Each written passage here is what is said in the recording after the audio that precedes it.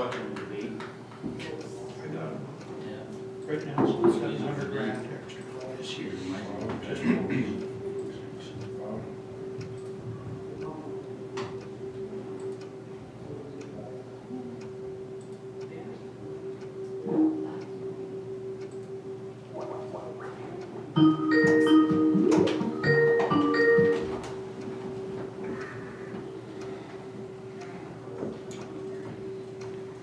There we go.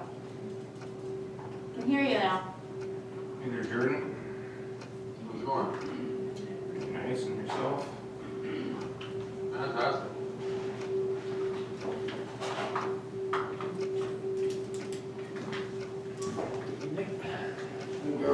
Hello, Joe.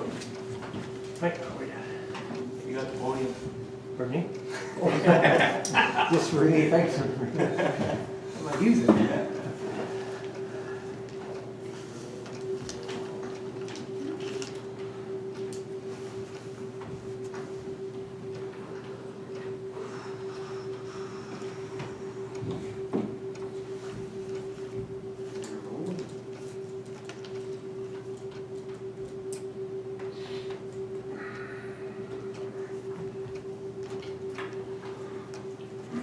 I assume that one's right. I got 701 and Oh, you got, yeah. 659 on my phone, so it's Right, okay. somewhere in between. Shall we start, you guys? Let's roll. Oh, okay. I call the meeting to order. To order. Is there anything else to add to this present agenda? For the presentation from Dr. Saeed. Yes. I think we're going to count, when I go count. Yeah. What time? Yeah, I think now, yeah. Okay. She ready to go, Val? Yeah, I can clear up. Okay.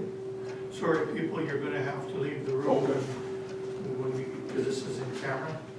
I don't know how long it's gonna be, but we are.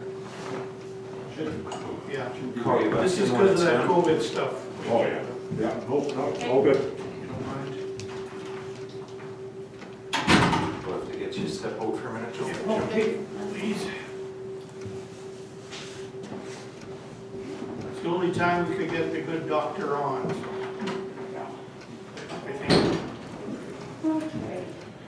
Sorry, excuse me, gentlemen.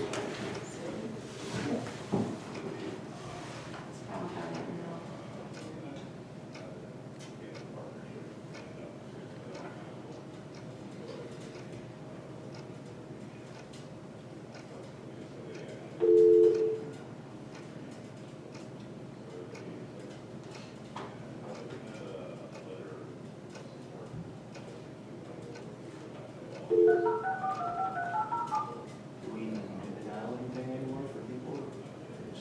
Online. Welcome to the SACTEL IBC conference service. Please So enter it's conference off, right? ID and Nope. I'll have to.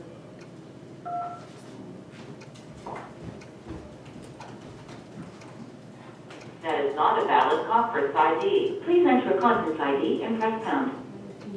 Much anybody else? Sure, it's just the bottom one there. I do believe you have 4720.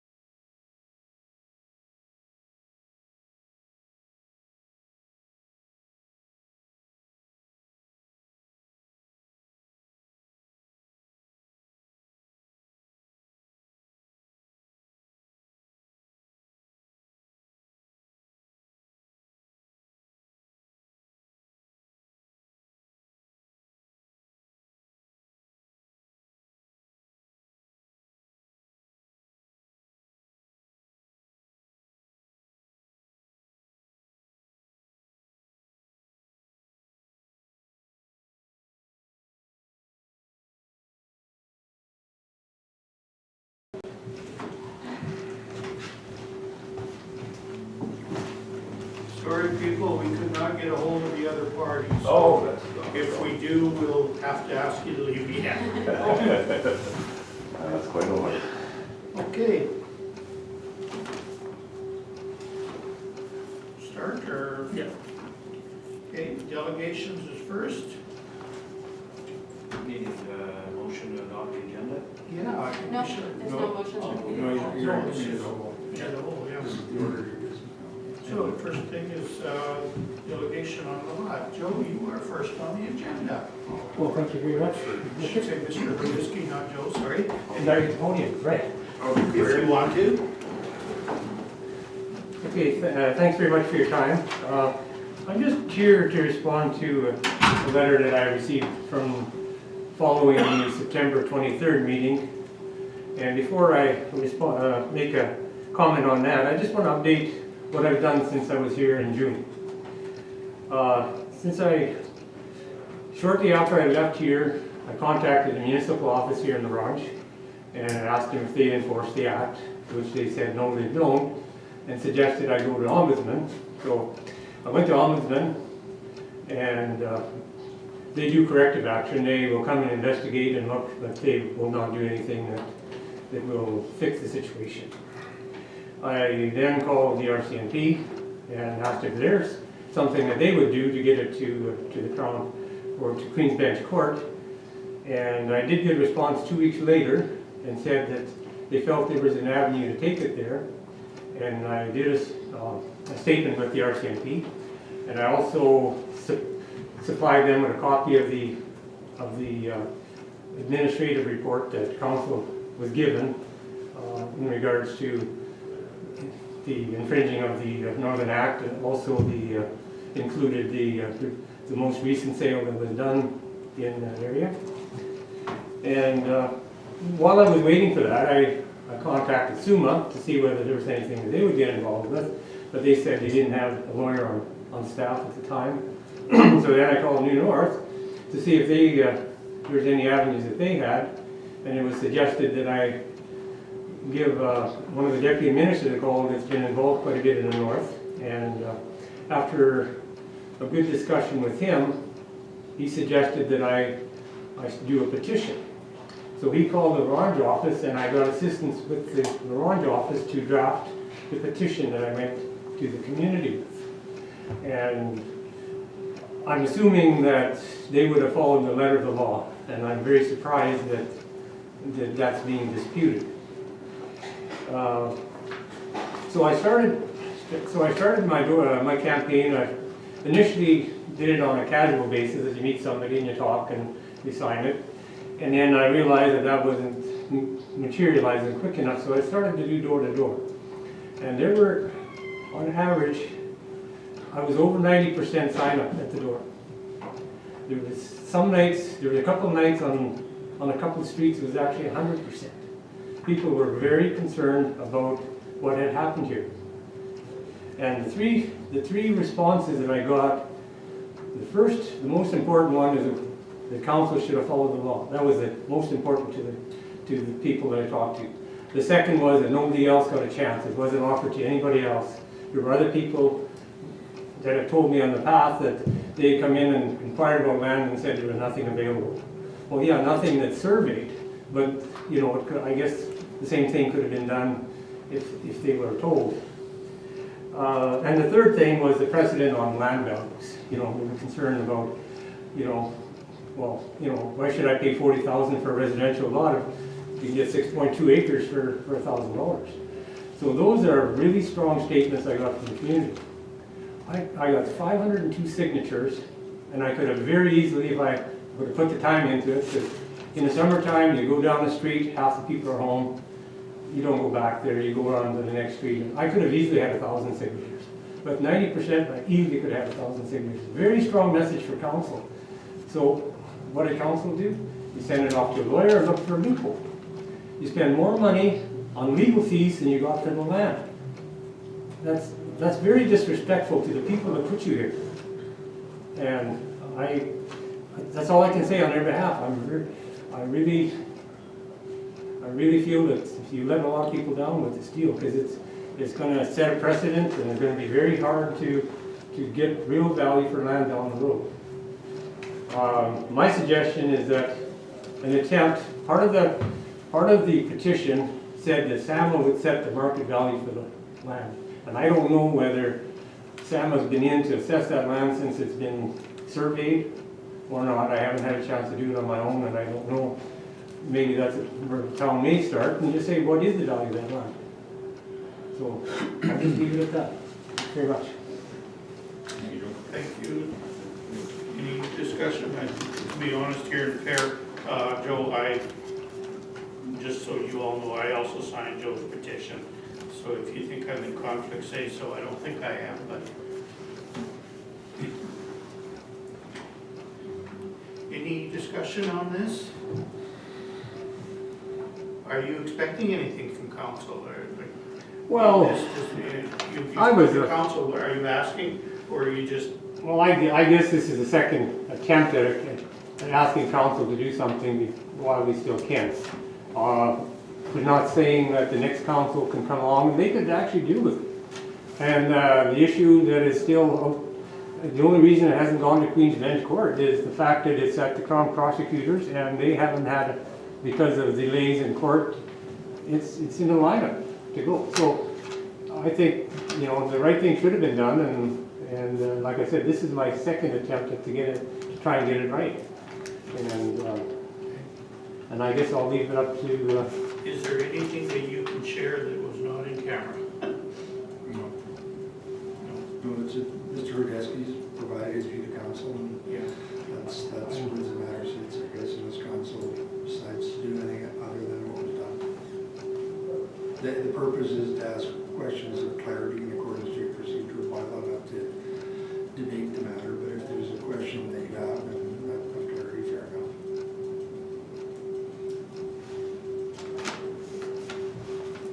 Is there any other discussion? You were on council, Joe, you understand that anything that was said in camera we can't speak to, Oh no, you know, so Yeah. as much as I- maybe some of us would I'm. like to respond to you, we can't. I know that in the Act, Section 69 is an area where it speaks about council being able to do things in terms of a land sale they can do, and nobody can overturn the decision, not even the court, provided it was done in good faith. That's the last 6 words in that clause spells everything out, and it's very difficult for anyone to say it was done in good faith when you didn't follow the Northern Act, and the land was sold for less than market value. All right. Is there any further discussion, I guess?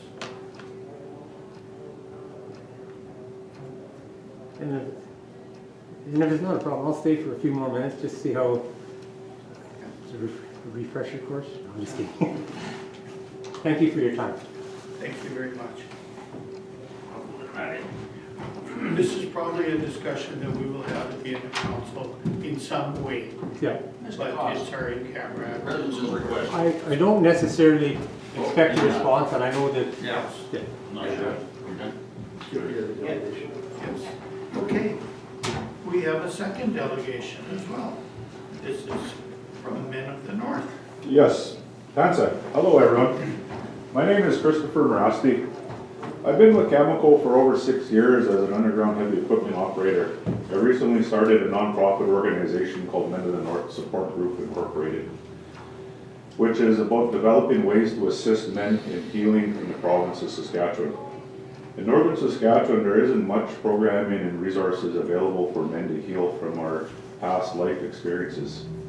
So I come here before you guys today in seeking a letter of support from the town of La Ronge that will allow me the potential opportunity to take a 1-year Cameco sponsored secondment in partnership with the University of Regina, Men of the North, Lac La Ronge Indian Band, northern town of La Ronge, and the village of Air-Ronge that will allow us to continue to make positive changes in men's healing in our community.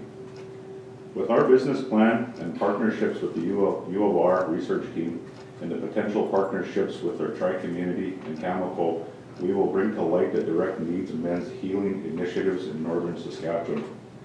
Since January 2020, I have personally seen change and hope for men that come into our program meetings, that volunteer their time to assist in the community and safety initiatives, are working with our youth. I am seeking your support in any form, and most particularly a letter of support. To date, we have received tremendous amounts of support from local governments and leaderships from across our province, including the FSIN, Federation of Saugeen Indigenous Nations. At Men in the North, we want to share our experiences with each other. With your support, and our team is confident we can assist lowering rates of abuse in our community. Initiatives that ease the stresses of the governments through many different faucets, ultimately increasing the quality of life for our community. Sincerely yours in Ealing, Christopher Morasti, Chair, President, and Founder of Men in the North.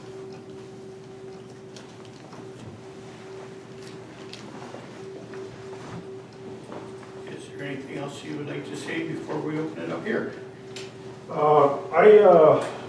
I sat down with Cameco senior management yesterday in Cigar Lake mine site, and they have agreed on a letter of support up at the Cigar Lake mine site. So senior HR is going to get a hold of head office today, if you hadn't sent an email already, in regards to the next steps. So I come today in front of you guys into seeking additional support and moving forward with this initiative. So what kind of work are you looking at doing with this, Chris? Right now we are partnering up with the University of Regina into developing more information, more data into different initiatives that we do with the men in the community, working with the youth and giving back to the elders. So they have collecting data, information, resources, tools to develop more insight into men and mental health in our northern Saskatchewan communities. As of right now, we are looking at getting the ball rolling probably middle of November, I'm thinking. So we're going to be getting, I think, a couple people coming up from the University of Regina to sit and to discuss further in detail. Keep in mind too with the whole COVID situation too, so we might have to postpone it a little bit, but we're hoping to get things start rolling here as soon as possible, as we feel that the northern communities in Men in Healing is a long overdue initiative. So the fastest we get things started, the better the outcome is going to be for our future generations. So we're looking at partnering up with the University of Regina, our tri-community here potentially. I got a letter of support already from the Lac La Ronge Indian Band. I'm getting the support from Gavin Willis today. He's presenting the same letter that I just read with the village of Air Ronge right now. And then possibly with the town of La Ronge as well. And we're looking at Blue Val is going to be part of this initiative, Prince Albert and Cumberland House as well. So if I can possibly get your guys' approval in moving forward, I can set up a meeting with Cameco here within the next week, and we can present this initiative, this idea, and moving forward into a brighter future for our tri-community. Thank you. I've heard a few things about your group, your organization you've started, Mr. Morasti, and I guess first of all I'd like to thank you because I do think you're providing a great service to the community. Thank you. Something that's definitely needed, so thank you for that. And this is something that's Awesome. If you don't mind. great.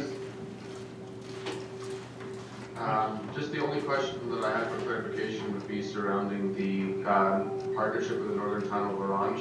You said that there was a request for a letter of support. Is that the only thing you're looking for from the town to be considered a partner in this, or is there something else that you were thinking? As of right now, the letter of support would be the first step. And then we can just kind of work from there to see where else I can get the potential support from the town of La Ronge. So right now, definitely a letter of support is the first step into proceeding with this initiative. If you don't mind, and you don't have to answer this if you don't want to. First of all, I do support what you're doing. My question is, the clientele that you're using, are they predominantly treaty, or are they also available to others? And the big question, and we were discussing this at work, is are you doing things like hunting, which only treaty can go and a Métis can't come with you? No, That's the question. Absolutely not. This is open to everybody. As I don't want to put up any walls or barriers. That's not what Men of the North are about. Our mission is, regardless of your ethnic background or socioeconomic status, that you are more than welcome to join us into our group and to our program. I'm just asking, the activities that you're planning, what kind of activities are they, and would like hunting is a perfect example. If you're not treaty, you can't go with a treaty. No, but they've done stuff like the youth have been cutting grass and things like that. Right? So it's just getting them. Yeah. So the way that I look at it is, if we plan on doing any hunting, fishing, or anything like that, is we're going to make sure that everybody has a license. No matter whether or not you're First Nation, Métis, or non-Indigenous, everybody gets a license. We'll put them through hunter safety training courses. We'll give them all the training, resources, and tools that they need to proceed with any of those initiatives. We'll also have partners with other communities, and when we get a moose or something, we can donate the moose hide and make drums out of it for the community, rattles, or any other things that we can do with the hides and bones and whatever else we need to do. So, and your question is no, we'll definitely meet the needs of our community. Yeah. Any further discussion? Well, Chris, I appreciate you coming in here and stepping up to the situation that we are all dealing with within the community of La Ronge, and whether it be situations with male, female. I know you're speaking on behalf of the male population in a sense with Men of the North, but again, look around. You've obviously done your research in our communities. Our communities are hurting. I appreciate you stepping up and as a citizen of the area and doing your part. So I'd be supportive of it to back what your missions are. Awesome. Thank you. Sorry, put them on again, so you. I would support. All right. So all that's required for tonight, if council's in agreement, is to just Draft a letter. direct administration for your next meeting to prepare a letter. So is there a motion from somebody to? Yeah. So need? No, just direction if council's in favor. So it's agreed, is it? Yeah. All in favor? Yes. Looks like. You got her. Awesome. Thank you guys very much. Thanks for coming. Yeah.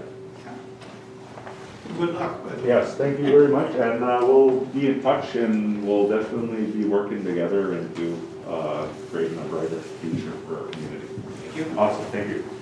Good evening, Joe. Yes, yeah, good evening, guys. Good meeting. Good evening, everyone. Dr. Ziad.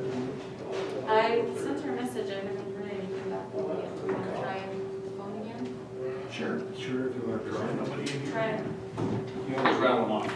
You want to read that next 74 pages, Ron? Do I?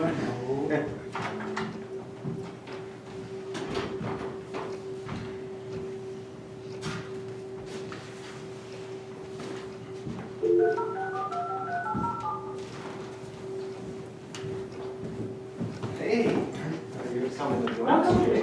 South.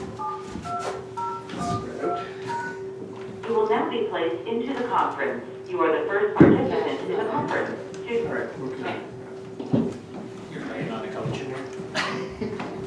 Not there. Okay.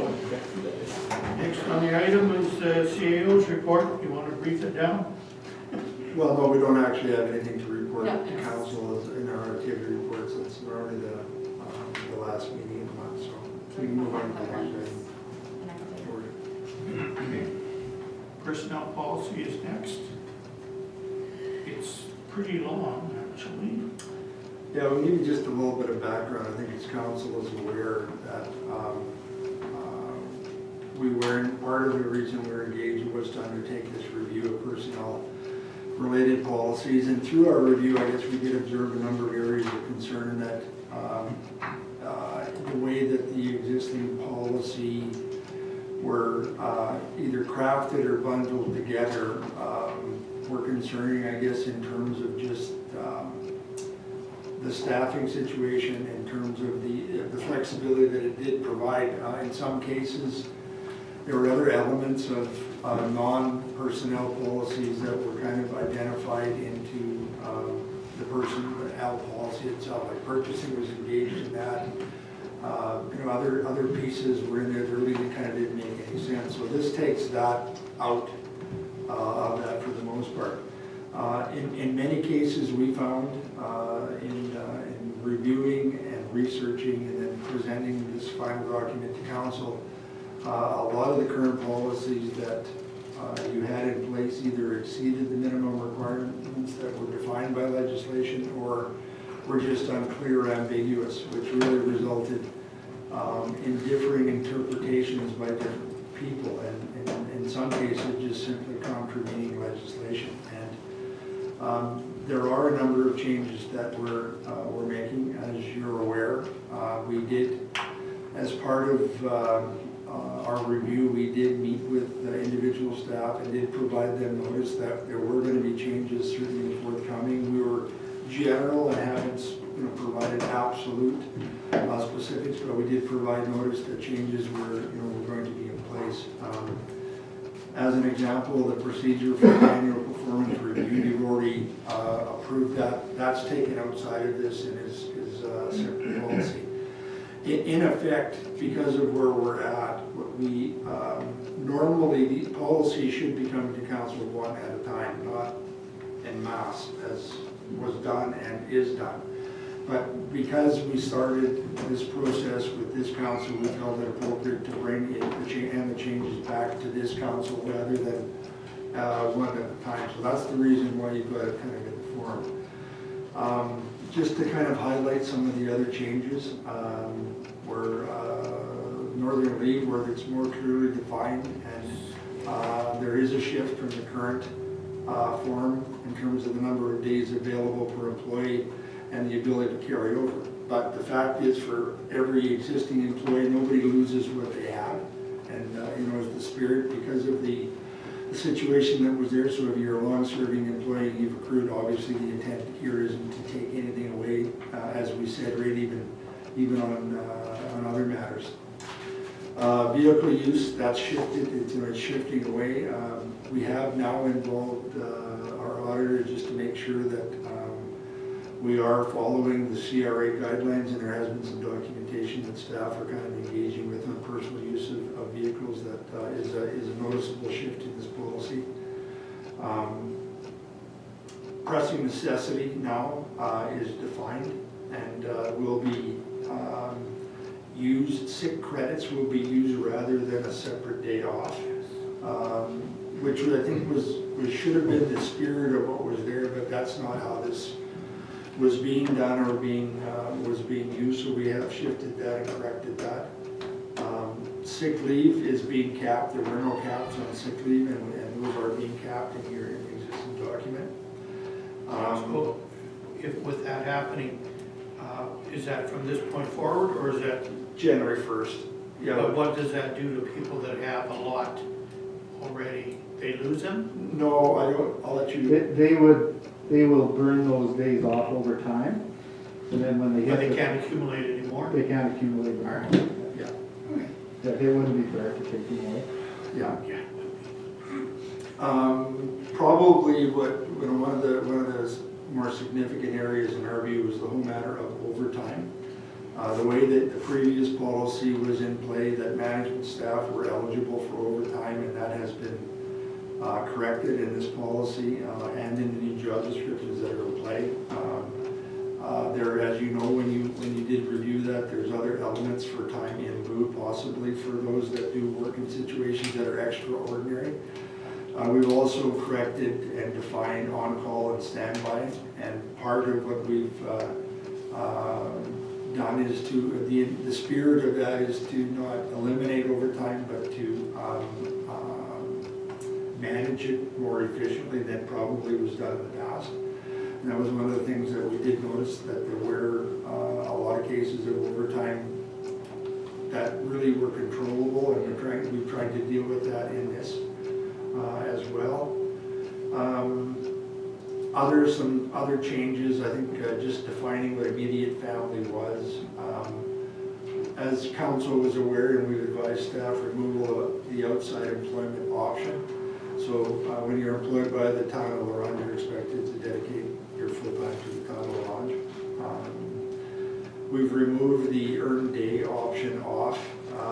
There is, because we've taken the overtime situation for management staff, there really is no situation that would be the case. So and we are following now the existing legislation in related to overtime. Did you want to? Just one thing on the earned day off. I mean, you either pay overtime or you can create a earned day off bank. However, with the earned day off bank, you got people missing. And when somebody goes on vacation, somebody goes on sick leave, or takes earned time off, it's hard to cover that off. So it's better just, if you have an overtime situation, just to pay the overtime. Yeah. That's a liability though, Yeah. too. Yeah, for sure. I mean, right now on your balance sheet, we're carrying a whole lot of days, and what we have done since we've been here, we have implemented a system of more clearly defining when employee leave of absence are taken and approved and tracked. You know, in some cases, we've had months where we haven't had a full complement of staff for a number of reasons, and you know, we're trying to deal with that as best we can internally. Another significant shift is we're proposing to reduce statutory named holidays by eliminating one holiday, which is the floating holiday, is that it was in your previous policy manual. It is not a legislative holiday. The employer has a choice on that, and maybe I'll let Larry elaborate on that. That particular holiday appears to have come from a couple places. One from collective agreements, and two, and it looks like sort of the most predominant area where it came from is what's called the Public Employee Benefit Agency. And within their collective agreement, they have this floating day. It's not a statutory holiday. So you get 1 day a year as floating? It's a floating holiday. It's in a number of collective agreements that Yeah, we've seen. 1 day a year. Yeah, it's This 1 day year a was year August. that you can float it anywhere. So when we looked at the amount of available time away from work that the employer was providing, in addition to the way that Northern Leave used to be, and being able to accrue, this just added more to providing, it really exceeding some of the minimum requirements, and as an employer, you do have a choice. We're recommending deleting it, however, that's council's choice whether you want it to stay or not. So it was in the context of total time away. Probably the biggest significant benefit of working in La Ronge is because you know, is the eligibility for Northern Leave, which in effect is, you know, is a form of vacation that is provided specifically. So it is a benefit in terms of attracting and maintaining staff. So we recognize that, but it also needed to have some walls put around it. Somebody coming into the system brand new automatically got 5 days as an example, and we're suggesting that based on the amount of time that you're here, then you would accrue up to the maximum, and then fair enough. And it certainly should be a benefit the difference between working south of La Ronge and La Ronge, in La Ronge, that could be a difference maker. So it's still a good, it's a good tool, but I think it was too loosely defined. I think somehow, and I mean, the wrong word, but it got bastardized over the last 15 or 20 years, because when I was on council a long time ago, it was there, but you had to have worked 3 years before you were allowed that 1 week. That's exactly right. We went back and requested reviews of policy manuals as far back as we could get, which is maybe 2009 or 8, I think is as far I back. think there was some earlier than that, but it was kind of. Like Well, 97, 98. Yeah, and, you know, we noticed the gradual shifting and, you know, again, from our point of view, our role is to be fair, but also protect the employer. And I guess in our perspective, it was over the top. And we did, and in that particular clause, we did check with several agencies, not just in Saskatchewan, but in northern other parts of Canada. And ours was very generous versus what we had saw and read. And we felt that it's something that needed a bit more definition to. So what are we looking at as far as in order to leave that 1 year of work is 1 day or up to? Yeah, you earn over sort of 5 years. In the 5th year, you would get that 5 days, without that 5 days, but if you don't use them in that year, in the year, then you lose them. Yeah. Because the accruing part, again, with that much time available to be gone, it's hard to cut that off. We've got situations, you know, right here, right now, where staff have got full term vacation and, you know, 19 and a half days of northern leave that have been accrued over the years. So, in effect, and on our, I believe the last accrual we looked at, there was 161 days on the books of northern leave accrued. And that's gone down, and so people, you know, on staff, and they're there, and they're eligible to do that. Again, we're suggesting anybody that has the leave won't lose what they had, so there'll be either an adjustment made January 1st, but this part of it would kick in, you know, after that point, just to level it. Would you know whether or not all of this stuff has been recorded properly within our audit? You know what I mean? Did they? The audit wouldn't, they would look at a number maybe, but they would. So then everything is kind of loaded into this year or next year if everybody suddenly took it? I would say this accurately is that since we've been here, we have been recording that. In the past, I don't know if that was done. I don't believe it was to the extent that we're recording these and monitoring staff absences of any sort. It was recorded as part of the payroll system, Right. but not Not for the audit. analysis. No, not audit, or not in a management perspective to understand the impact on the organization. And when we did the analytics on the numbers, it does explain why for periods of time that we've had, you know, not a lot of people in play, because some of them have exercised their right or taken sick leave. And for sure, I think the month of, correct me here, on the month of November, for sure we didn't have one. We've never operated full capacity. Since I've been keeping track, since June or whatever, we have yet to have a day where somebody hasn't called in sick or, you know, taken vacation or something like that. Since June that I've been like closely monitoring. And there's entitlements, and that's fair Yeah, enough. But part of the problem is that the system couldn't adjust to not having staff. So some of it is, and council rectified that, you did budget and allow for, you know, additional casuals that can fill some of those gaps from time to time. But when we get the unexpected occur, you know, we're down, like in public work, from 6 people to 2. And the work still has to get done. And the work still has to get done. So that, you know, it's the reality, and what we're trying to do is control that as, you know, as best we can. But it wasn't until we really got into the numbers that, you know, we could see what was going on. In addition to some of these, we also clarified clothing and uniform and boot allowances and what defined as a uniform required by the job. More clearly defined.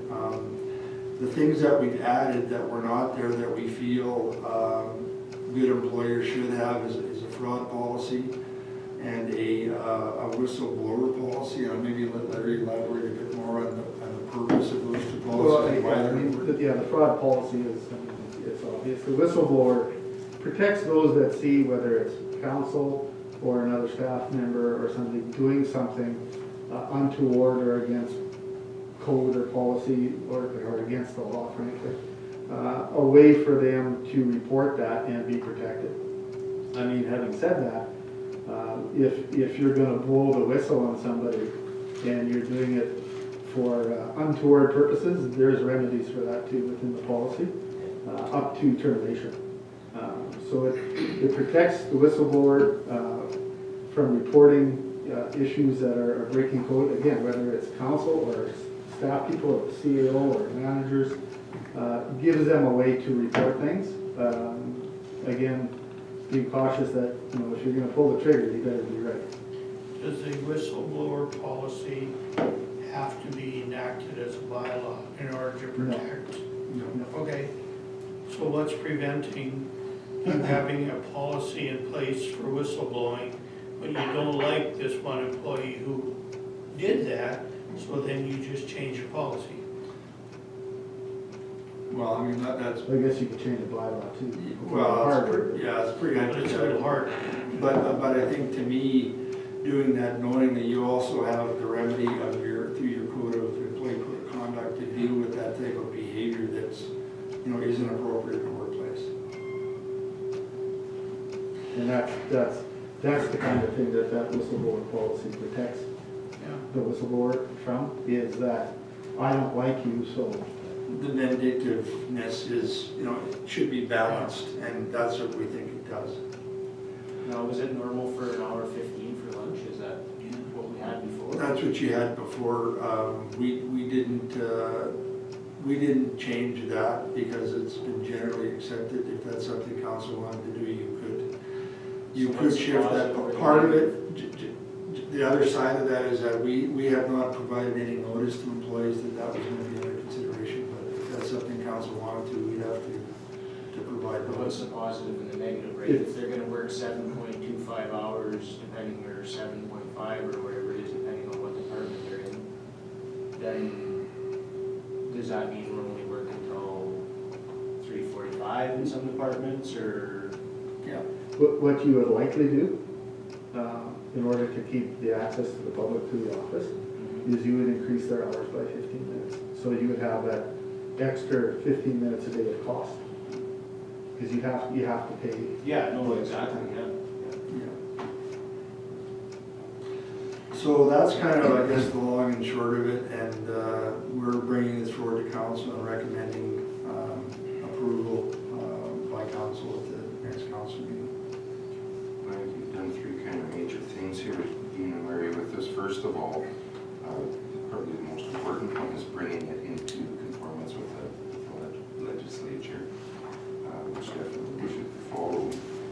Secondly, reducing labor costs and creating efficiencies within overtime policies, and at the same time without really taking anything or very little away from staff as it is now.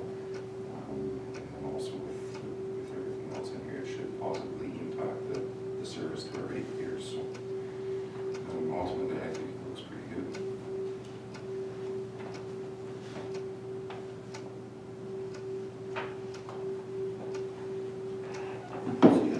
What's the downside of it? Well, again, our obligation is, to the employer. I mean, the downside is that, obviously some members of staff may or may not like it, and that's fair enough. I think, again, we've tried to be respectful to the past and not take anything away that someone hasn't earned. But moving forward, and as the organization evolves and new staff are in play, it'll make a difference. And again, the other, these are now separated. They're not part of one document as well. That's the other benefit, is that, and what has occurred here that we've noticed is that policies haven't been reviewed on a consistent basis, and they should. Policies likely should be on a 4-year cycle for normal review, and there's a lot of catch up in this particular case. So, we're hoping moving forward to reduce that, and, for the next council and councils after that, they'll have less congestion all in one spot and can deal with things, you know, one at a time. The only question I had for clarification from the personnel policy issue report was there was not a real dollar figure on what this would be saving the municipality year to year on basic operations costs once we are in line with our what our personnel policy would be bringing forward right now. I don't think that we could accurately determine that at this point. I think after one full year of operating, we'd be in a better position to know what the over-unders and net cost would be, but I don't think we could predict that right now, just given the variables and in particular the accrual times of, you know, of northern leave and other leaves that were eliminated. As an example, I believe, and I don't have the number exactly, but what council was not aware of is that you were carrying about, I'm going to say, in excess of $130,000-$40,000 of incremental costs that you weren't aware of that will, you know, would show up over time, but we're part of the income statement. So we did track that, and we put a dollar value based on the employee's wages. So, like, eventually, you know, some of that, particularly the northern leave, would be the greatest significance because of not the inability to accrue it now would be the biggest. But what more importantly is what we lose from time to time is just the ability to operate with a full staff complement. And as our current staff knows, is that you know, vacation leave is at the pleasure of the employer, ensuring that it doesn't negatively impact the operation. And we've taken that position in some cases, but you know, there's certainly an entitlement. And I'm not sure if you can hear the muffle of the mask, Councilor McPhail, but I mean, one of the instant savings, I guess, is on pressing necessity, where it's not an additional day. It's a credit to your sick days. So you don't accrue sick days, and then you know, you get the pressing necessity of I can't remember what it was, a year, 5 days on top of that as days off with pay. So it gets credited to your sick leave. It's still off with pay, but it's not in addition to. They're taking that sick days. that would be immediate. The floating holiday would be 32 full-time staff times the payroll for 1 day would be immediate. So would it be a fair evaluation to say that the 2019 to 2020 actuals and the 2021 budgetary numbers, we could use those as the difference in operational costs of our HR contingent and be able to see the net difference be used in either a tax reduction or a redirection to hiring more frontline staff? Well, I'm not sure whether it would be an apples to apples comparison because of some of the 2019 to or 2020, pardon me, to 2021, only because the addition of some new staff members would skew that for face value, and council, that may not necessarily be the basis for a tax reduction. There may be other elements of the operating or the income statement that council, the next council can use for a basis in reduction of taxes if they so choose. It may not necessarily be from that cost center. I think would be more accurate to say. Where you could see, if you don't mind, would be in the tracking that Allison does with the paid days off. You should see a reduction in those because there aren't as many available. So that would be one way to have a look. There's pieces, sorry, there are pieces of it that could be quantifiable, but it would be arguable as to what the cause and where the savings should be accrued to. That would be arguable. Right, and I guess that's kind of where I was getting at, was the 2019 to 2020 year. We were operating under the former personnel policy, and then once we passed this personnel policy, this current budget year, it could, in order to get people in line, we might see a larger inflation this year, so it wouldn't be an accurate representation of what our HR costs are.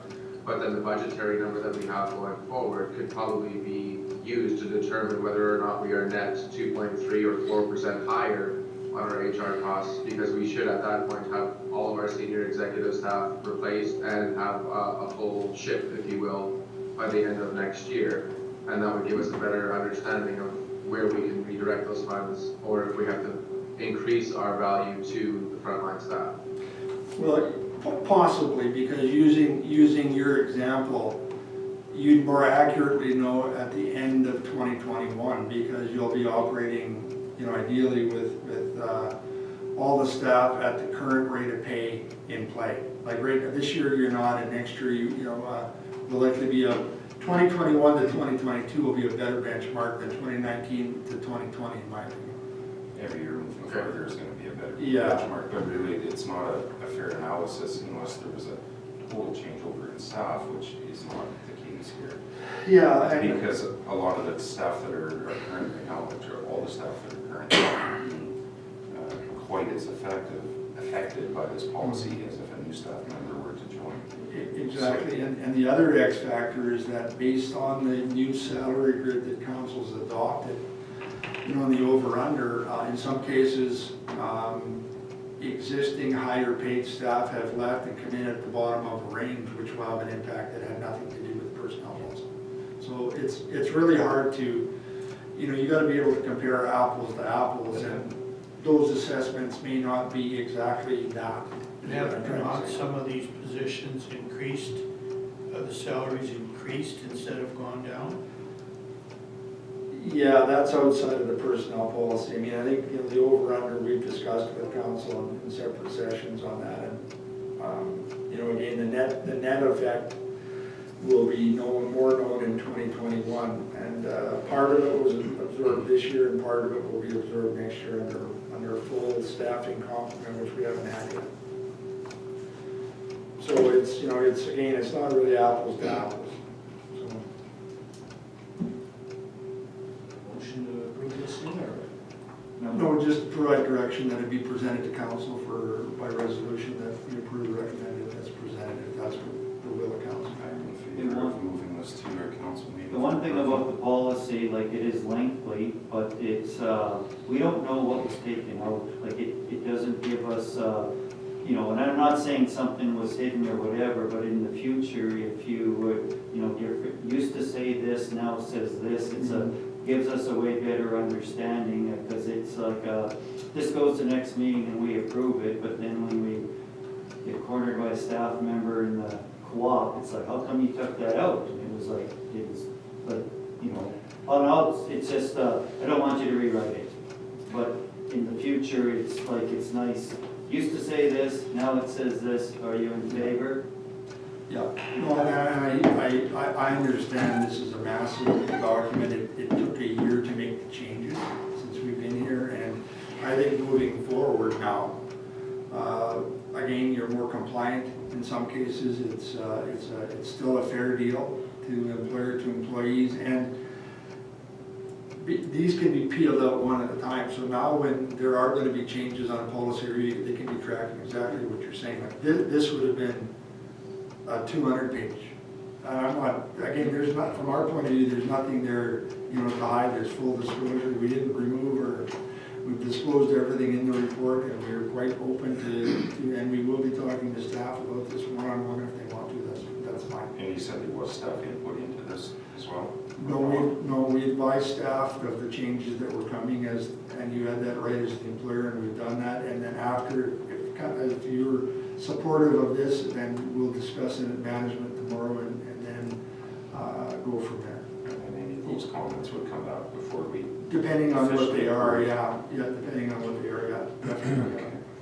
Again, we're comfortable that the intent and spirit is exactly what we told each and every employee when we met with them one-on-one. We haven't changed or deviated from what we've said. So, yeah, I'm comfortable. The policy manual that you've provided here, along with the salaries and benefits, how is that in relation to, say, Orange or Prince Albert, other communities equivalent in the north? Not that PA's in the north, but are we going to stand out as a big change, Or are we, you know, or are we kind of in line with what they're doing, Creighton? Well, I Has think, anybody checked?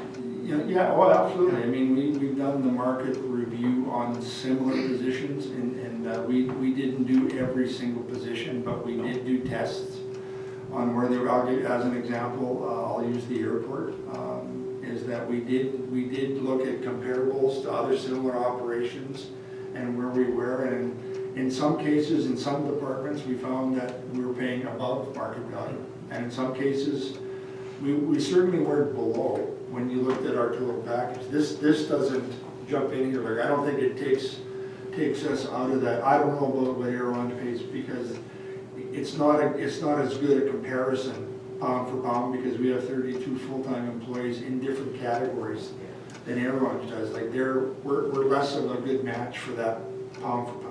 The personnel policies would be, in some areas are similar to municipalities. In more areas, they're more similar to collective agreements up here. Northlands College, some of those. So, because I mean, that's part of your competition, to recognize that. It just doesn't go maybe as far. So this was looked at in the spirit of the Laurent market, because when we compete for employees, that's who our competition is, government. School division in some cases. Has it been compared to the balance policies? No, we didn't. It's a different jurisdictional, and we didn't think that it would be a good match in here. And any other situations where we have done matching on, we've done a number of these as well. You know, we try and get similar, making sure again you're as close to apples as, because the title could be, you know, skew what the job actually does. So, you know, sometimes it's not 100% certain. So we try and match it up as best we can to the geographical circumstances, to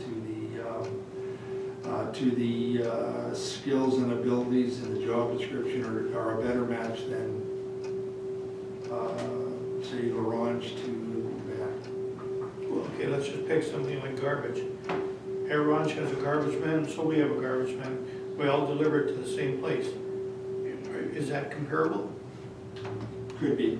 You know? They only do garbage once a week. I know, but how much So do he they pay does their man? 4 Yeah, days, he you has know. a different job, right? Yeah, we're not, I mean, we're getting off topic, and we're not comparing apples to apples on that, and you have had that discussion. Does anyone have any opposition to any specific points within this policy? I guess maybe a better question to ask. I just had with the vacation. It sounds like I was wrong, so.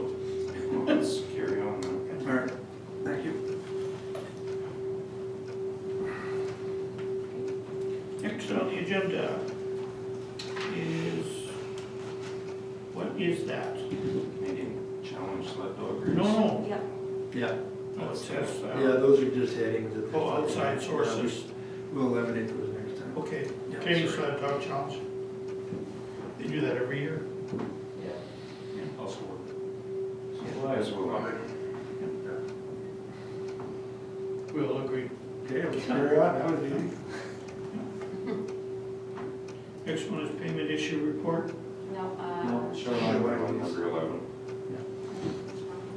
Oh, go out so you can sit Where here. is it? Shoreline Police number 11. Council asked us to provide some supplementary information on this, and we have. So I guess one of the biggest questions asked at the last meeting was why the individual who used to hold that lease wasn't able to, not only to transfer, but potentially to reapply before this second individual has done the same thing. And what I'm getting from this is that because he doesn't own the property within a certain boundary of that lease, that's not acceptable within our shoreline policy, shoreline use policy. Is that Type of dock that he wanted to put in. Yeah, What did he want to put in prior? I'll let Robbie answer that. It was a residential dock, I believe. Residential That's what- block. Randy wanted? Yes. Yeah. I know he owns You property. mean personal versus, like, what's a residential dock? We don't put houses on it, like. They don't want No, residential dock for, like, Lakeshore. Like if I own a residential property, R1 Oh, that's district. right, okay. Or yes, Yes, private dock. Yep. So more of a commercial dock. So in the spirit of your policy is, you know, there was, I believe it was an adjustment to your zoning bylaw that was, you know, kind of overlooked in the bigger scheme of things. And the spirit of this is that eventually the municipality, the town will reclaim the properties on a required basis. So that's why your policy is written to deal more with commercial than with residential use or with selling. So, you know, as a council, of course, you have a choice, you know, in terms of, you can always adjust your policy, but that's what has been done here is really what's following the spirit and what's written in your policy.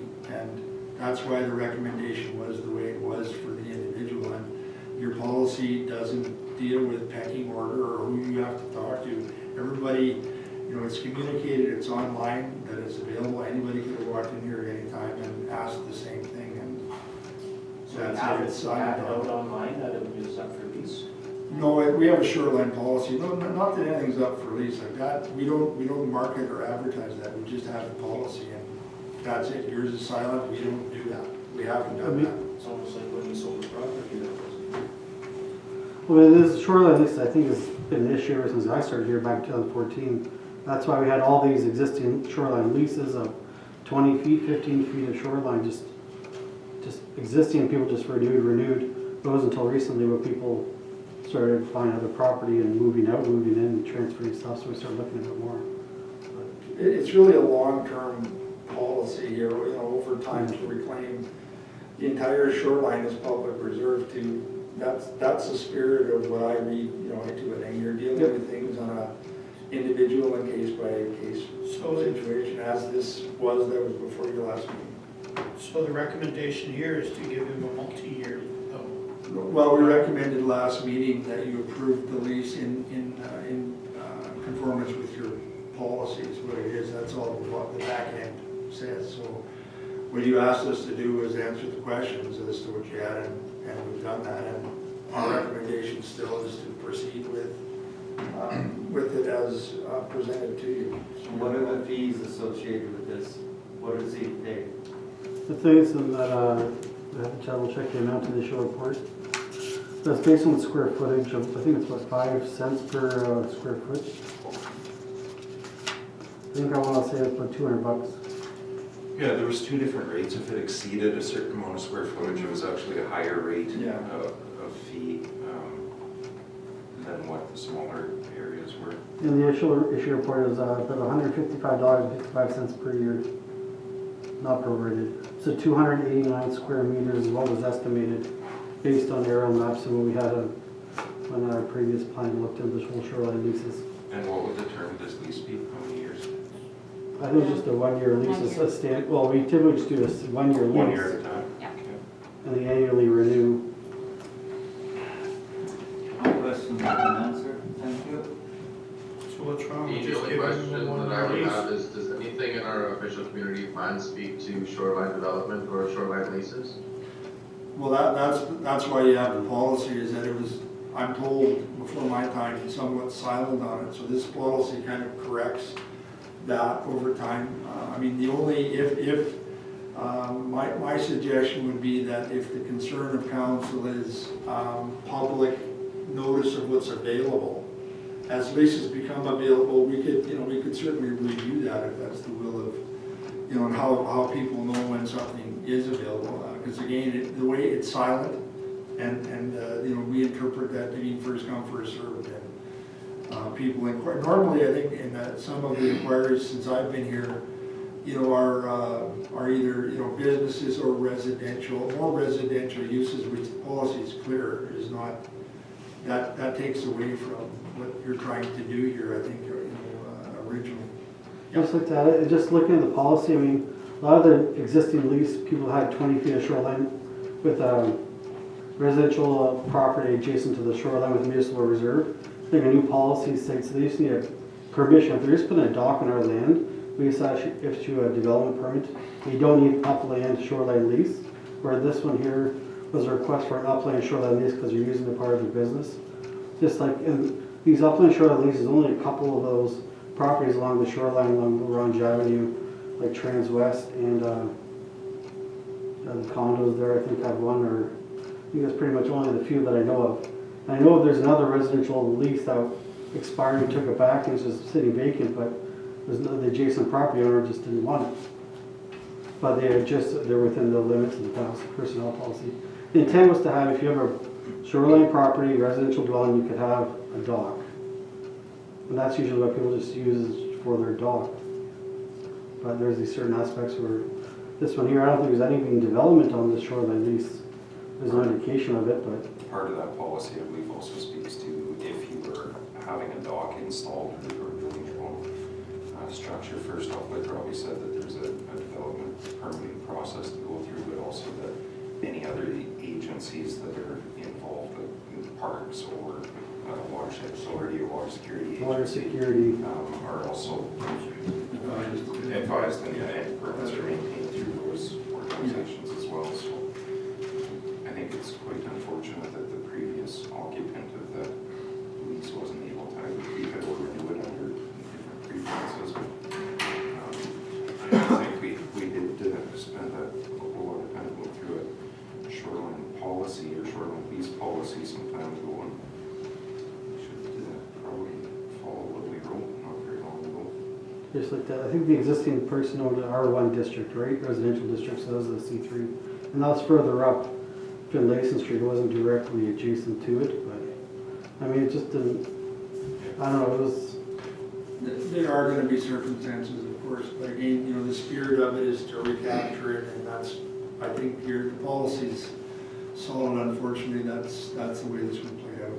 Even if our spirit, I think, is to recapture, I think we need to have a plan before we start taking stuff back, and we need to do that, right? Like, if we don't have a plan of what we're doing down there. Well, your OCP speaks to public reserves and the long-term land use, and, you know, like the land use is to reclaim it and let the public enjoy it in general. That's kind of the spirit of it. Yeah, like But it's maintenance again, we gotta, we can't reclaim stuff if we can't look after it. No, yeah, for sure. But it's more a controlled use of land than anybody doing whatever they want. That's partially what OCPs do, is they, you know, broad sector land use policies, which yours does, and then the zoning bylaw breaks them into even smaller bits. So this really augments what you have to protect and establish more public reserve along the shoreline. Reclamation or not, if one of our ratepayers is able to benefit from some of our shoreline and put it to good use, I suppose, as long as it's within environmental guidelines and there's nothing going sideways along those lines, I have no problem with it. And you can do that. This permits that. Those circumstances are there. So as long as it's not negatively impacting the environment, I have no trouble with it. And for me, I would say that I'm on the other side of the coin, where if our official community plan does look at the reclamation of lands in our downtown core, I would prefer to see this used as parks and kept in its natural state. So I mean, going to the background that you provided, Dean, and I see that there's 3 kind of consideration points there. I would be leaning more so towards the third, if you're not entering into a lease agreement for the shoreline lease and remove it from our list of existing shoreline leases. you have that choice. You do have that choice. It's for because there was a commercial purpose and it met the policy. That's why we recommended it. But again, if that's going to be your position, then there is the whole area of, I think we've talked about in here, of the precedents, and start when they're available, pick them off. They're not for sale or for lease, I should say. You and I were both fairly heavily involved in that writing of that policy or reviewing of that policy, and correct me if I'm wrong, Hugh, but I don't remember any of that being to reclaim the shoreline. No.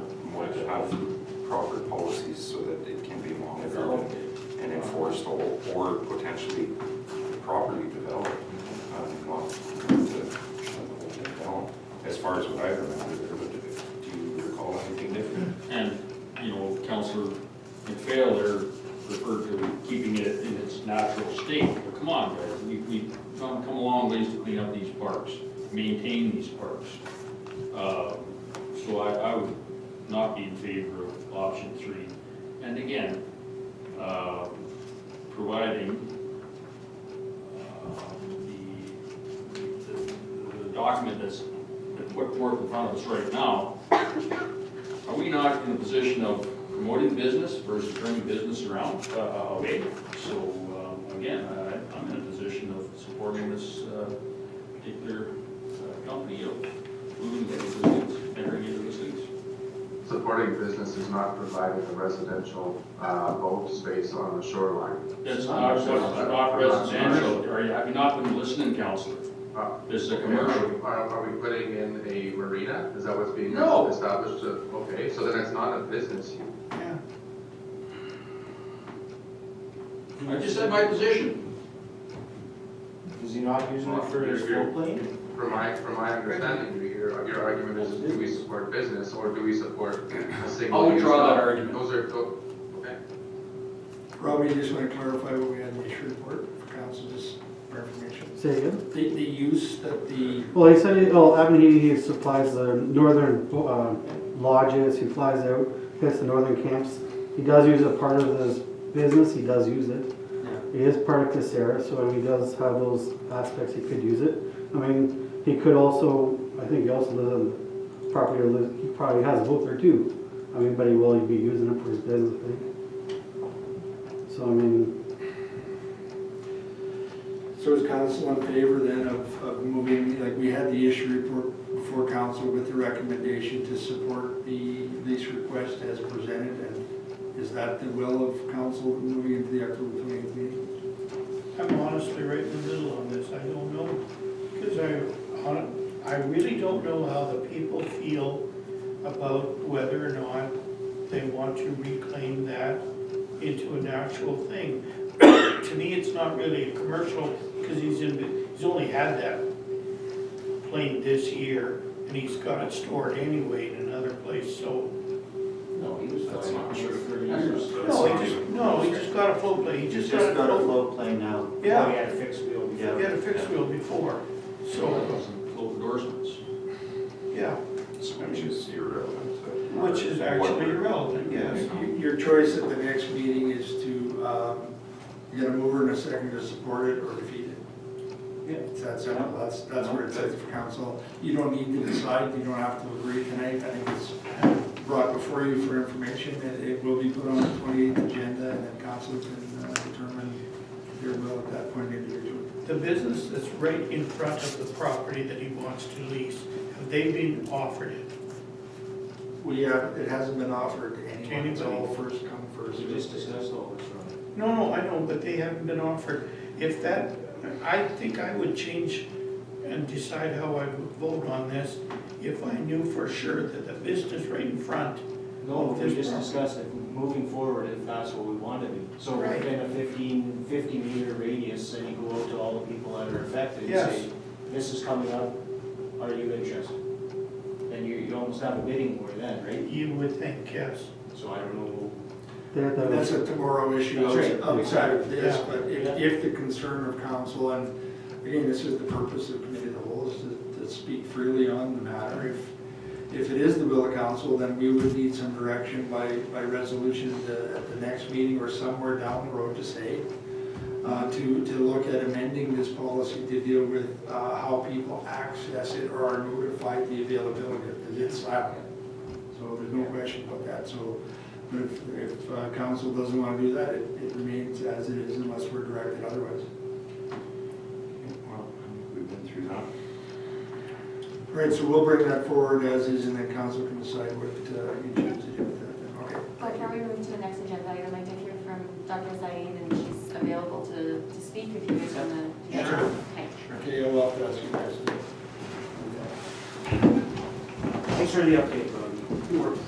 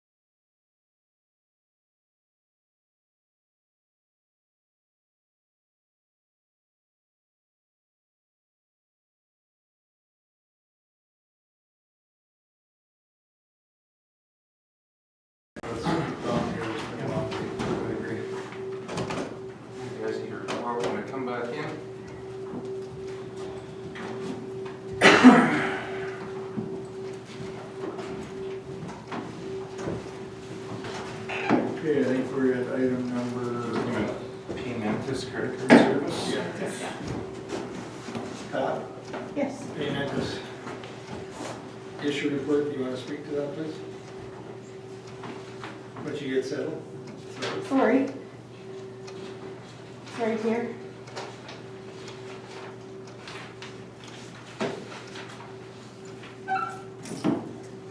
Paymentus is a company that will offer the town of Orange a credit card payment option for residents.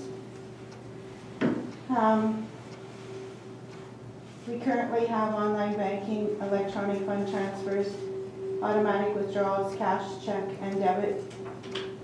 But the Paymentus would offer the credit card option. There are some residents that would like to pay by credit card. I guess the unique thing about this is that if someone chose to use a credit card, the fees would be all charged to the person who's using the credit card. So there would be no additional expense to the town for bank fees, with the one exception of chargeback, yeah. And that's $9.25. So there's no monthly service charge that they charge us to operate their?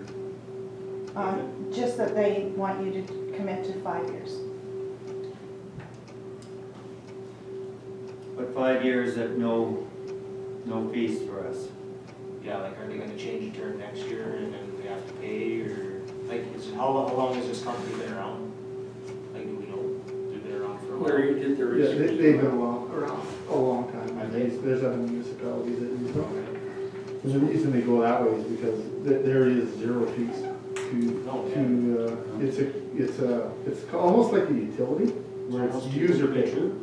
Would you typically ever reverse a charge unless it was inputted incorrectly, I suppose? Especially on the credit card, you would never, they would deal with their credit card company. It's not like we return anything like a storefront would, so. Why would there be a chargeback, yeah? The only way it would be fraud, and it's not on us, that's for them to deal with the credit card. They must have a reason to their company, I'm not sure what it would be, but we kind of got onto this because we heard it was kind of more popular in Manitoba, and then staff did the research on the model, and you know, the real benefit to us overall, if we went through our banking institutions, we were paying per transaction, so for us, it's more of a benefit to the customer who can, you know, a lot of people are using credit cards to gain points and a lot of other things, and it's a service, and that's it. So that was kind of why we felt it was probably a good idea to move forward. I suppose if there was ever actual, like an error and somebody was overcharged and they needed a refund, we could just issue them a check for the refund instead of paying $9.25 for a reversal charge. Well, you know, I mean, what we can do is we can contact the company with these questions, and I think we can ask them prior to the next council meeting, what if, and what would be, give us an example of when that would occur in your experience, and at least, you know, we can provide you that answer at council meeting, that's no problem. Would we not be doing a disservice to our own banking? We have, well, when Commerce is no longer here, but close, and then we deal with the credit union, what, for the little bit of cost that it is, why aren't we dealing with our credit union? Because they're gonna charge you 2 or 3% rate for every time we use it. We also pay taxes here and everything else. Yeah. Credit union doesn't provide credit card services. It doesn't? No, Visa does. Global payment. Global payment, MasterCard, Discover. Those are your credit card companies. They're using a secondary supplier anyway, so. Yeah, Okay. they So we'll go would use an Irish or something, Yeah. and the town would get charged, under normal circumstances, the town would get charged 2.5% or 3%. Based on what kind of card it is. Yeah, and the idea behind this is, and it's upfront on your website, that it actually takes you to another site. that It prompts You you, will, yeah, you will be charged, the user will be charged the fee, and here's how much the fee will be, so that there's no surprise. I think as long as we're upfront about that, and if a customer wants to Yeah. cover that cost for using their card, there's no burden on any other taxpayer, so. So is that a separate machine then? Yeah. It is. And that's all supplied, they supply that free of Part of the charge. package, yeah. when that thing crashes, they send us a new one free of charge. Yeah, they got 24/7 support, so. So somebody's just paying. Numbers are all there. So they're just making it on the customer side. But if there's somebody just coming in and wants to pay on their Interact card instead, We still, but Yeah, we okay. can charge that. We already have. we have that. It's a separate card. Yeah, They're and not gonna bill it's us. a very No, small it's a credit credit, card, yeah. so we would keep that. Yeah. But we still get charged when we use a debit card, 3 cents or something. That's fine, thank you. If somebody wants to start a business on the debit card thing to make the money, we're okay with that too. Looking for something Just to need a do. clearing. Next item is this, so that's a given. Yeah, recommend that. Okay, next meeting. Thank you. Next item is this property. And we have a letter from Abraham, or from Abramovitz. Ingham. Do you want to provide the council the background? Either one. The current registered owner is deceased, and relatives are currently making semi-monthly payments on these taxes, but at the current amount that they're paying, they're never going to catch up on the arrears. So, they're requesting that the town take the property back, and that they be allowed 30 days to redeem it after we take title again.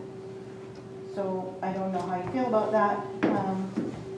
I guess there's kind of two choices: allow them and keep it within the family, or it will be one of the files that's sent to the tax enforcement. So why do they want us to take title Yeah. back? And then they're gonna pay the taxes off so that they can clear up the estate, or what? Okay. Yeah, it's an estate. Okay. This is a little bit different. This way they can deal with the estate. Okay. I was just reading through this and I was trying to think. So just out of curiosity, in this scenario, is the entire family that is part of the will in agreement on this? Or is you got one member of the family trying to get the It's property? not our Doesn't concern. matter. We have a letter from their attorney saying that they will of course pay the tax raise and any costs associated with tax enforcement. Yeah. As soon as they can clear the title, then they can clear the Estate. exactly, the estate can pay the taxes off. That's right. This is to keep everything rolling because they're limited right now because it's caught up in the whole estate and the executor's hands are tied because that's the deal. But this is a legal way out of it for them. You don't have to do it if you choose not to. It's your choice. The upside is you get your taxes back within 30 days. Exactly. We get our taxes right away, and I'm not seeing any negatives here, Larry, are there any? So, Yeah. next item. What's next here? Regional Water Corporation. Yeah, these are. Tax payment. Yeah, that's just a pain, again, because it's over my signing authority right now. Well, is there a chance we can change that? I mean, these bills, Yeah, we are. We're gonna bring that up in the purchasing policy so that we automatically can pay these, because we got several, three on here tonight, corrections. No, we're doing the tax abatement for NSN. Yeah, Yeah, like that one and vegetation management's the same thing. And, No, the tax we abatement's missed different. 3.3.5. Yeah, Yeah. tax abatement, sorry. yeah, sorry. Yeah, the bid, yeah. So they presented, I think it was a couple of years ago, or was it just last year, asking for an abatement and, It's 2 years ago when they bought the building. yeah. Do you want to provide a little background like why this is here and the options and even if, like the benefit and the downside on abating and not abating in relation to the education tax? And that's council needs to understand that difference. Okay, they're asking for, and I, this peak started actually in December of 2019. So I can kind of take the lead on this one. The request came in for the abatement. It took us a while to kind of figure out just how and why, because the paper trail was not exactly 100% complete. And they had a changeover in their executive director. There was changeover here, so we finally met with Nell to to talk about what exactly they were looking for. And they were looking for an abatement or an exemption. Now, part of their, somebody at one time must have told them if you become a not-for-profit corporation that this is automatic. Well, it's not. We looked at a number of options of where they might fit, you know, with you know, similar organizations, including the Residential Service Act, which I've never heard about until we went through this exercise. But they don't fit in any one of those. So what we're recommending, because they do provide a valuable service in the community to a certain sector of folks, that you provide the tax exemption. We had considered and looked at other options of kind of grant kind of things. However, you are in a position now with recent rule changes where you can exempt both the education and the municipal property tax because it's under the threshold of $25,000 or 5% of your taxable assessment. So it's allowable to do. We would come up with an agreement with Norsask. We're suggesting a 5-year agreement rather than coming back every year to exempt them. If we looked at sort of a grant program, and there are some out there, one of the downsides is you would collect municipal tax, collect education tax. You would send the education portion to the school division, retain the municipal side part, and if you were to grant back the entire amount, both education and municipal, it's actually costing you money.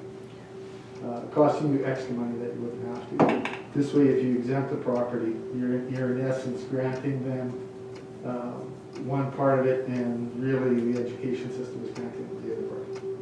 Right? It's not the town covering both parts of it. So that's why we're recommending the exemption for 5 years in that agreement. One thing that when I was reading through this, Larry, and the issue, like I agree, they provide good service and we need it in town, but they're renting out a portion of that building. Yeah, they're down from 80% to 20%. I know, but what's to say next year they don't rent that building out and we've exempted them for 5 years? Put that in your agreement, I would suggest. How do we know? We're gonna have our bylaw enforcement officer go in there. We could do an inspection. Yeah. We could put that in the, and we'd have a right to inspect to ensure that the changes in the agreement are as they were when they signed. So we could write something that words to that effect. Okay, but we're abating the whole thing and they're still renting out 20%. Yeah. Yeah.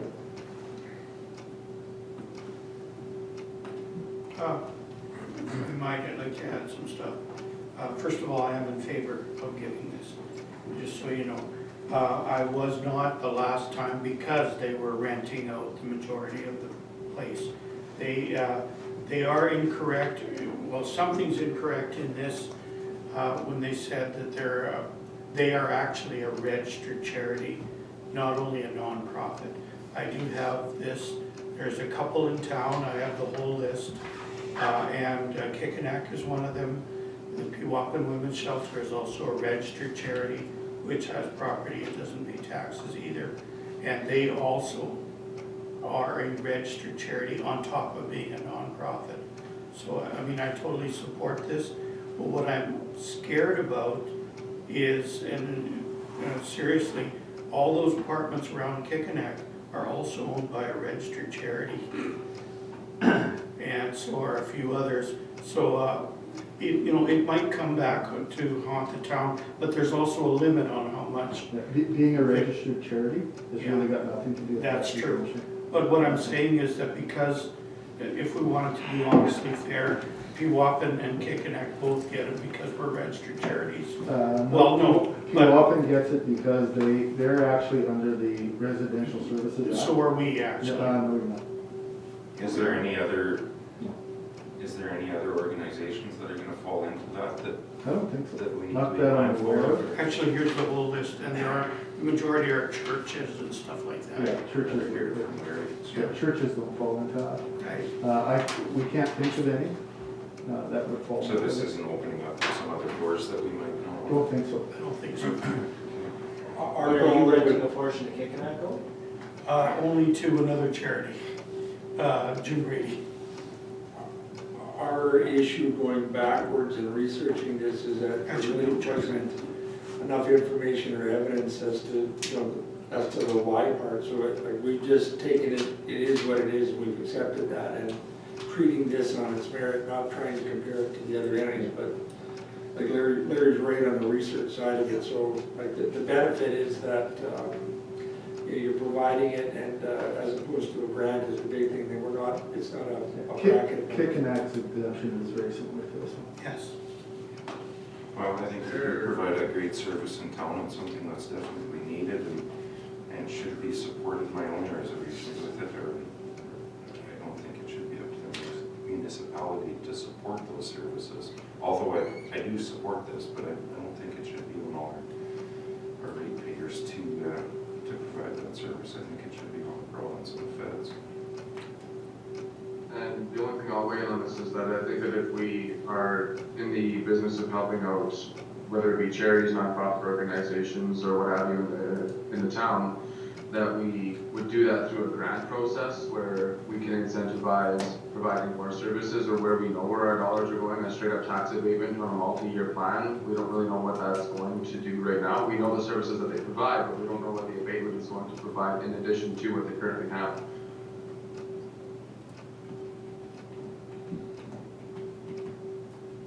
So what are you suggesting? I would suggest that if we're in the, I guess on the side of it being in favor of abating taxes for a much needed service in the community, that we would look rather from a tax abatement standpoint to an incentivized grant program that we can put a budgetary number to, and which I think allows for us to have a little bit of a safer financial implication for the municipality if there are other services that are moving on into the community that would like similar tax abatements. We're not getting into us versus them debate. It can be a set budget amount every single year that we can redistribute into our community for community services, nonprofits, and charities. Well, one thing that Larry might, well, hopefully you do correct me, but if we do that, then we lose the opportunity to abate the education tax. That's right. So then we have to pay the education tax. So it costs us money. The four-year grant program would be simply for the municipal portion. It's pretty much what you alluded to earlier. Yeah. It's going to cost you money, so you want to. Either you abate it all or you don't abate. Is basically what's on the floor. Yep. But, so as it currently stands, for clarification, maybe I missed it earlier, but if we don't do anything with this file, if we reject the tax abatement, would that put us into a situation where the municipality is paying the education property taxes, or would MSN still be paying them? They still pay them. Yeah, nothing would change, they just keep paying taxes. And, yeah. Right, so then, from my understanding, it wouldn't cost the municipality any money to go to a grant process because the NSN would still be paying their share of the taxes, but we could offset that cost by a grant, if you know what I'm getting at. No. It's offering It would cost us more, Jordan. Still cost. Yes. It'll cost us more to do it that way. Plus it's extra work. So as our options are in front of us, is everyone I'm in on favor. side with this? Glenn, Rex? Give me 2 weeks, I'll make my decision. Let's move on. We have some stuff that we'd like to see the families at some point tonight. Ministry of Corrections and Policing Just a invoice. bill. Big one. Just a bill. There was an increase by $2,000 per member. Why was that? I think it all went up. I think even our other contract. I think they said the contract costs went up, I think, as the staff sergeant said last. Did we not sign an agreement for 3 years though? We can check into, we can just check on why. Let's make a note as to why it increased. I was gonna say, if we went into a multi-year contract on them, we need to be making sure that they're honoring that, so. Yeah, we'll check that for sure. But other than that, everybody's in favor of paying, I take it. Yeah. Yeah. We go, next one is original water, same thing. Yeah, we're paying for water. Yeah. Everybody's in favor? Okay. Yeah. Okay, next, sorry, I'm having trouble seeing here. So that will come along in the purchasing policy where we don't have to sit there and, That's right. that's in the budget, so. It's already approved in the budget, anything like, yeah, those amounts, and like right now, your admin bylaw, like we have contradictions to get, the admin bylaw you passed does allow me to do that, but because we have the existing purchasing policy, you know, we can't do it technically, so when we bring we're just about done that process, and it will correct that, so that's just an administrative payment. Okay, Yeah. so this report back to Dave, Okay, what is yep, that? we just have to phone in Dan and Jim here. Is there any conflict? Yeah, if anybody's in conflict, it What, should be. using the dock, or what do we do? Okay, well, Is there a tender, or what? There was a tender for a dock or a request for proposal or something, and I don't know if any of my family including a tender, but I'd like to know if any leak. I didn't. Let me just, Do you want me to just say the two that put in the tender, is that? Or yes or no? yes or no to that. Yeah, you're in conflict. Okay. Okay. And then, is anybody else in conflict? I don't know. Budget input? Yeah. One, the Is there a other one, list of tenders that were there, or I didn't get a digital copy, so. Yeah, There's only one. because there was one known member of council, we find that we don't want to be, if your company you publicly disclose, then we feel that it's not appropriate to get the report because Yeah. we're aiding Yeah. and abetting the conflict. Yeah. So, do you want to name the second party? the second party was Dino's Crop Repair. All right, is anybody else? Do you have any No. conflicts? Okay. Okay. So, sorry, the two people was Highmark Holdings and DMA? Clausen Developments and Oh, okay, okay. us. Pull documents around. Dean, I talked to you about it, I still don't understand why we have Oh, this. we got this? This is a tender? Just the issue Yeah, reports I'll and let the- Jim, like can you give me a copy too? Oh. Sure, here you go. I can already see, so it doesn't matter. Yeah. Go ahead, Jim. The question here is, why was this done to begin with? Oh, okay, yeah, the dock at the back bay, is falling apart. Can you hear me okay? Mhm. Yeah, thank you, yeah. Okay. The dock at the back bay is falling apart, simply needs to be replaced, it's not safe to use anymore. Back in our last advisory committee meeting, we discussed it, and at that time decided it was something that needed to be replaced. Put it on my project's request list this year, and it was approved, so I moved forward with it. We budgeted $20,000 for this project. If everybody's seen the issue report that I provided, those details are there. So what it is, as the manager said, is there's an existing dock in play, it's been there, and it's been jointly used, so But what do we use it for back there? we use it and Transwest uses it as well. For their float plane or just? Jim? I suppose. Go ahead, Jim. The use of the dock is, that's actually a rather unique feature of our airport. People with float planes are able to land in the back bay. There's a access to our airfield on what we refer to as the Back Bay Road. And people can put their float planes on a trailer at that point, and then tow it over to one of the hangars for maintenance. We also have a number of people that park their float planes seasonally over the winter on apron 2, our parking apron. So, but the primary user, to be clear, the primary user is Transwest Air.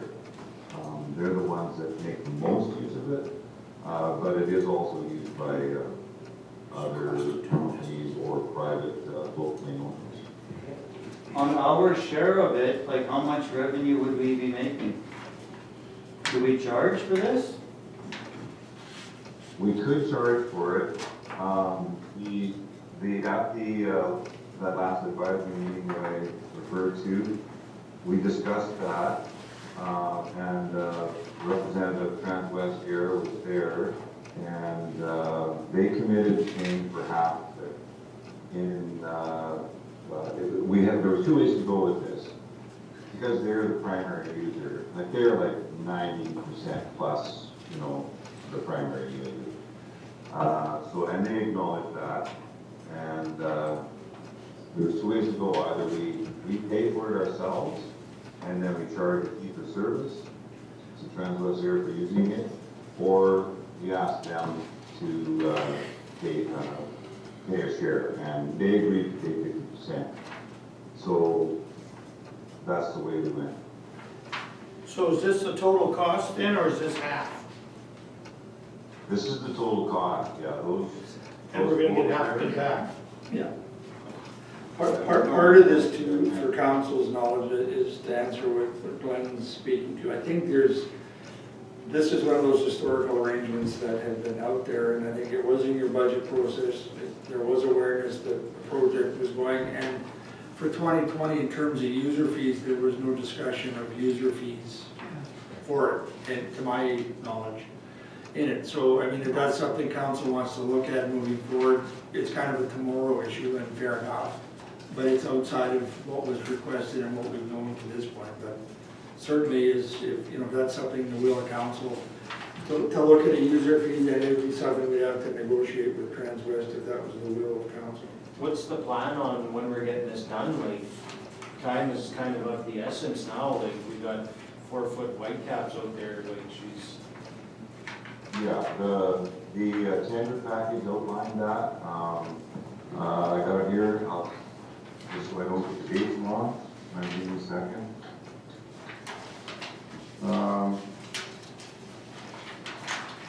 Are you comfortable you can meet those timelines you've identified, Jim? I guess you got.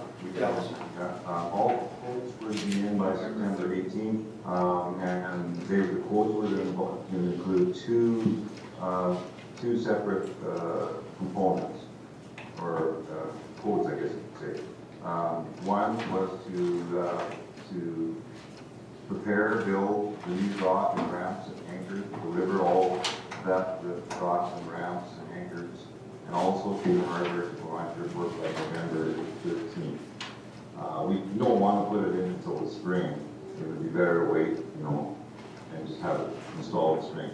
So the second part of the tender was a quote for installation of it, of the dock, removal of the old dock and installation of the new dock at the earliest possible point, after breakup in the spring.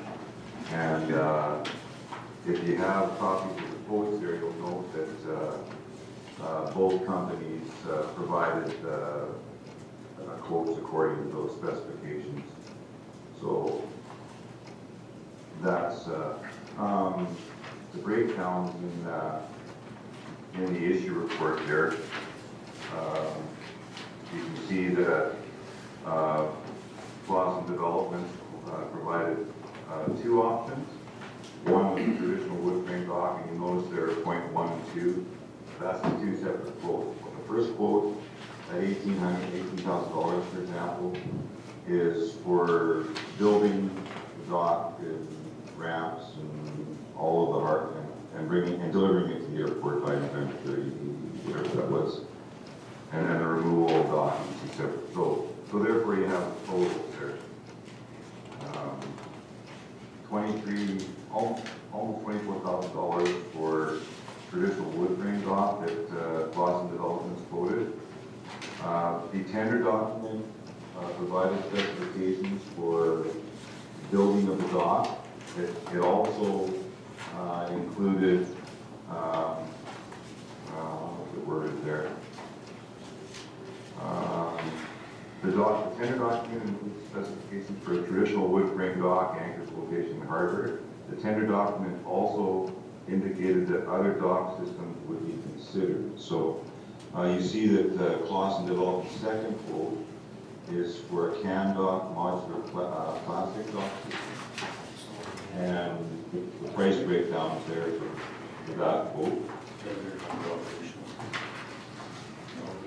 Pardon? Well, I'm telling you right now, Jim, somebody better do the research, because that plastic modular dock is subject to massive explosions due to static electricity. So I sure hope you done your homework on this dock tender package. Yeah, my recommendation is not that we go with CanDoc system. Do you know what is the expected life of this? Maybe 5 years, 20 years? Depends on how much wind you get. There's so many variables that come into play here. How old is the old one? Probably 40. 40 years? Well, however long Barber Field's been in there, Wow. so let's be realistic, say 32. So 15,000 bucks a piece. You always have a float plane dock on the back bay. Yeah, so. Yeah, and it's worth noting again that that is a unique feature of our airport, having that availability. And it's actually something that we can market better in the future perhaps. So your recommendation is which? I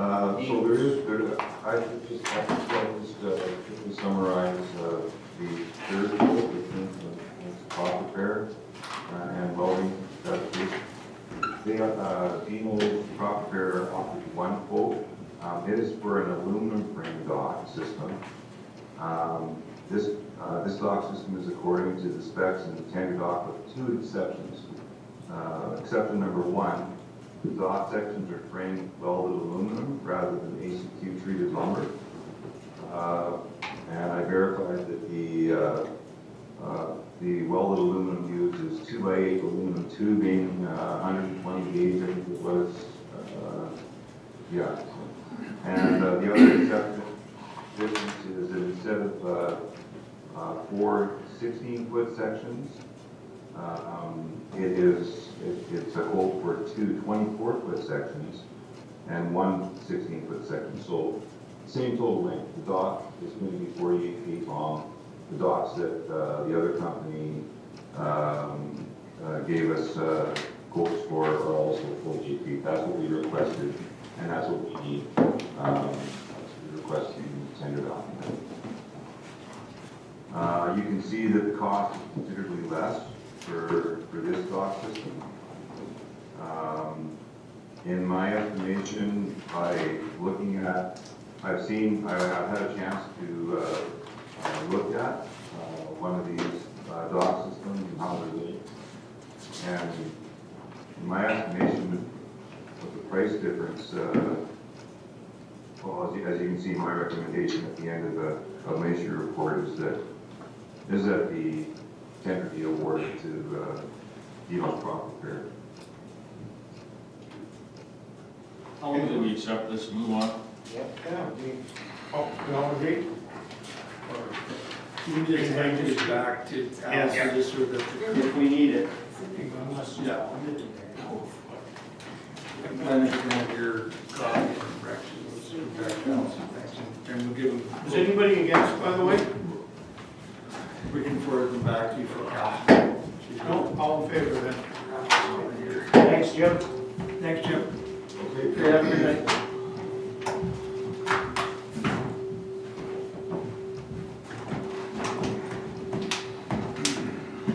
Next.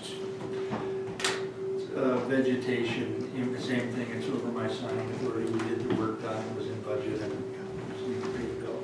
I have a small problem. Why are we cutting trees on a SAS Power easement? Why wouldn't you phone SAS Power to cut those trees down? And we're paying for it. And they're doing it on a regular basis. They've been cutting in my backyard for a month now. SAS Power? SAS Power. Yeah. SAS Power is cutting in your yard? Well, they've got a contractor doing Yeah. it, so they're paying for it. Why are we paying for it? Oh, yeah, yes, I I agree. think that's what your question is. Absolutely. That's all SAS Power easement here. I can ask that question, we did have the work, and we did, like that, outside this, we did ask for the work. I know. Not because of that, but I will, I don't have the answer. So we might have needed We might have made a mistake. Well, I don't know if we did, there's more to it, I just don't have that information here. But do we not know where our easements are now, like? Well, absolutely, know where the easements are, and I think, again, my understanding is this contractor has done other related vegetation management work. But that's been parks and stuff like that, not in SAS Power easements. In other areas, this, I will check, because I don't have that knowledge, but I will, I'll bring that back to you, and then we can deal with that at the next council meeting. This bill is just for the corner of East Crescent? Cutting the trees, yeah. And we compared the bills to what we were charged before, and asked. There was a variance in the cost for certain types of trees, and the contractor explained it that cost of inflation and on. So we did check into that, but the SAS Power matter, I don't know. I will find that out and bring that back to council for the 28th. We will hold it. See what When you say, sorry, when you said that you're gonna find that, are you gonna check and see if SAS Power will cover any part or all of work is the done. current bill? Yeah, the work is done. I will check into whether this should have been a SAS Power matter or not, and then whatever the end result of the review is, and then bring that back for you next meeting. Go from there. Okay, thank you. Yeah.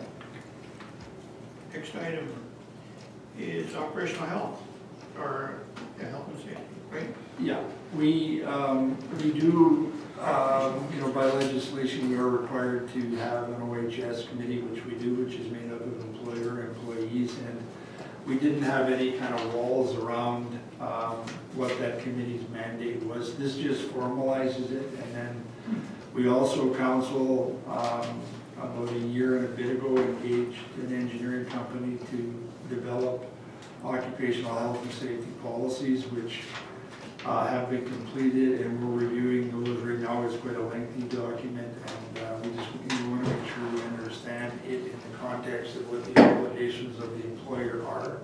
So what's the protocol then when that comes out? Like, are you gonna send us a 200-page document? We're supposed to go through it and...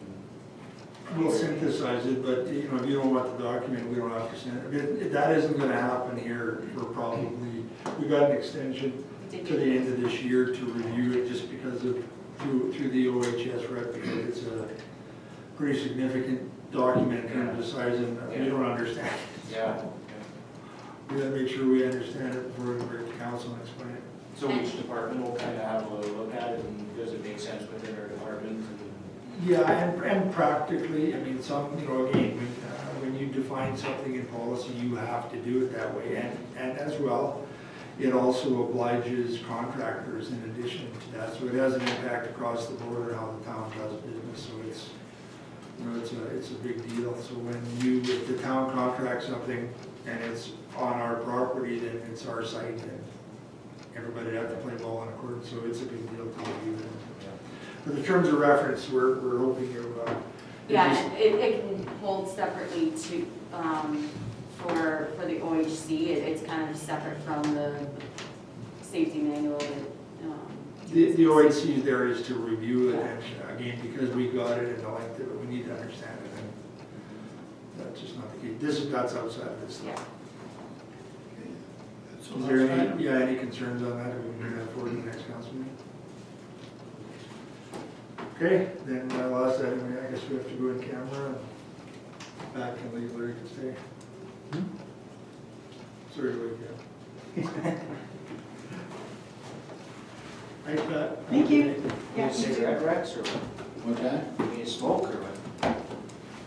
Oh, I can do it a little bit. But if we guys want a break, I'll love it. Probably do. Yeah.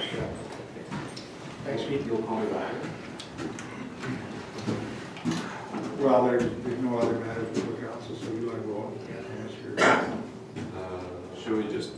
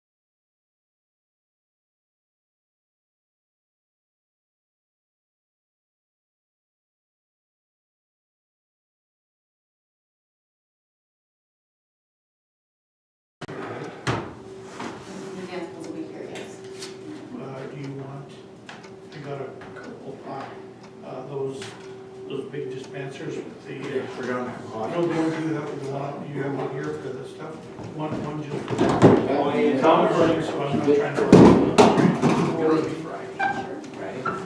Yeah, just. It'll be discussed, it'll be discussed at the next council meeting.